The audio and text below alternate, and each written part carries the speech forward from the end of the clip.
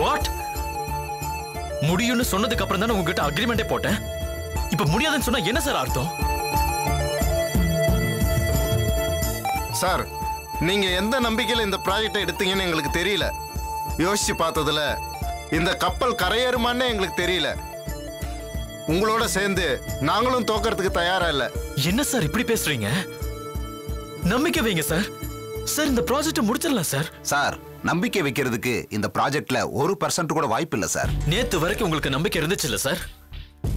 இன்னைக்கு நம்பிக்கை போச்சுன்னா அதுக்கு காரணம் ப்ராஜெக்ட் இல்ல, மகதி. பணத்துக்கு வேலை போயிட்டீங்க. துரோகத்துக்கு நீங்க எல்லாரும் சப்போர்ட் பண்றீங்க. சார், எப்படி வேணா நினைச்சுக்கங்க, அதை பத்தி எங்களுக்கு கவலை இல்லை.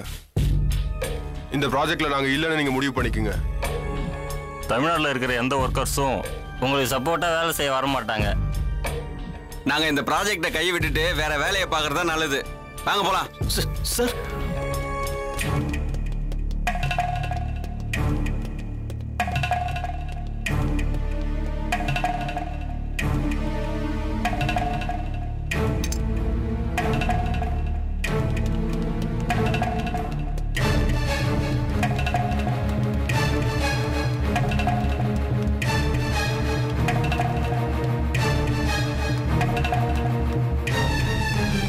தம்பி தம்பி, என்ன தம்பி எல்லாரும் போறாங்க?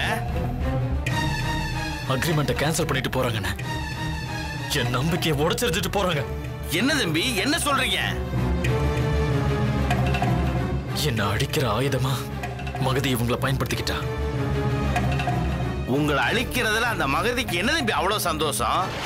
அவளை எதிர்த்து இந்த அளவுக்கு வளர்ந்துட்டேன்ல, அந்த ஆத்திரம். நான் இங்க வரும்போது எதையுமே நான் கொண்டு வரல. என்னோட தன்னம்பிக்கையால நான் இந்த அளவுக்கு வளர்ந்தேன். ஆனா அதை என்னால தக்க வச்சுக்க முடியல. இருந்த நம்பிக்கையை அழிச்சிட்டா.